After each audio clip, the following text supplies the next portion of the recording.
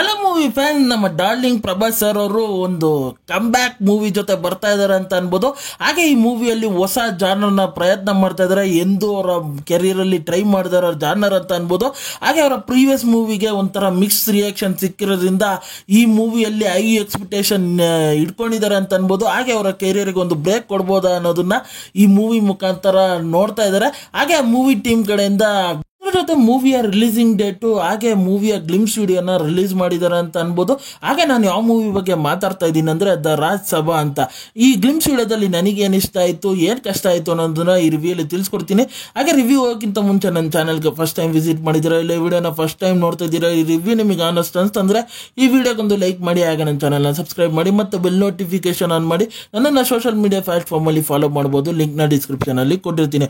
ಈಗ ಗ್ಲಿಮ್ಸ್ ವಿಚಾರಕ್ಕೆ ಬಂದರೆ ಇಲ್ಲಿ ಆಗಿ ಪ್ರಭಾಸ್ ಸರ್ನ ತೋರಿಸೋದ್ರಲ್ಲಿ ಪಿನ್ ಪಾಯಿಂಟ್ ಆಗಿ ಮೂವಿ ಮೇಕರ್ಸ್ ಇದಾರೆ ಅಂತ ಅನ್ಬೋದು. ಅವರ ಲುಕ್ ಆ ವಿಜುವಲಿ ನೋಡ್ತಾ ಇದ್ರೆ ನನಗೆ ರಾಧೇಶಾ ಮೂವಿನೇ ಜ್ಞಾಪಕ ಬರ್ತಾ ಇತ್ತು. ಬೇರೆ ಯಾವ ವಿಚಾರಗಳು ಹೊಸತನ ಆ ಗ್ಲಿಮ್ಸ್ ವಿಡಿಯೋದಲ್ಲಿ ಅನ್ಸಿಲ್ಲ ಅಂತ ಅನ್ಬೋದು. ಬ್ಯಾಕ್ ಗ್ರೌಂಡ್ ಮ್ಯೂಸಿಕ್ ಲೈಟ್ ಆಗಿ ಚೆನ್ನಾಗಿತ್ತು. ಮಿಕ್ಕಿದ ವಿಚಾರದಲ್ಲಿ ಏನು ಹೊಸತನ ಆ ಗ್ಲಿಮ್ಸ್ ಅಲ್ಲಿ ಇರಲಿಲ್ಲ. ಮೂವಿ ಬಗ್ಗೆನೂ ಕೆಲವೊಂದು ವಿಚಾರಗಳು ಏನು ರಿವೀಲ್ ಮಾಡಿಲ್ಲ ಅಂತ ಅನ್ಬೋದು.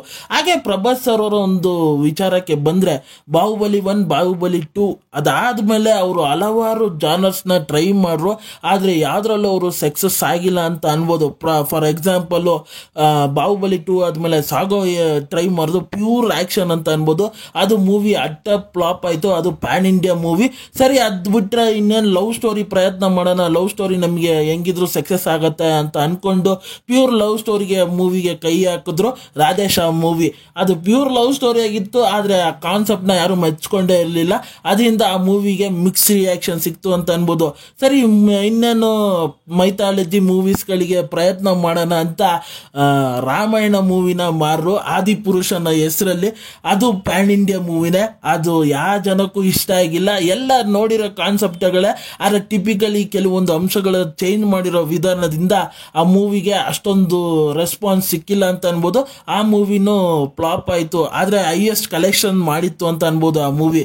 ಅದಾದ್ಮೇಲೆ ಪ್ಯೂರ್ ಆಕ್ಷನ್ಗೆ ತಿರುಗ ಹೋಗೋಣ ನಮ್ಮ ಕಂಫರ್ಟ್ ಝೋನಿಗೆ ಅಂತ ಹೇಳ್ಬಿಟ್ಟು ಸಲಾರ್ ಮೂವಿಗೆ ಹೋದ್ರು. ಸಲಾರ್ ಅದು ಒಂದು ರೀಮೇಕ್ ಮೂವಿ ಅಂತ ನಮಗೆ ಗೊತ್ತಿದ್ದು ಉಗ್ರಮ್ದು. ಆ ಮೂವಿನೂ ಎಕ್ಸ್ಪೆಕ್ಟೇಷನ್ಗೆ ರೀಚ್ ಆಗದೆ ಅದನ್ನು ಫ್ಲಾಪ್ ಆಯಿತು ಬಾಕ್ಸ್ ಆಫೀಸಲ್ಲಿ ಅಂತ ಅನ್ಬೋದು.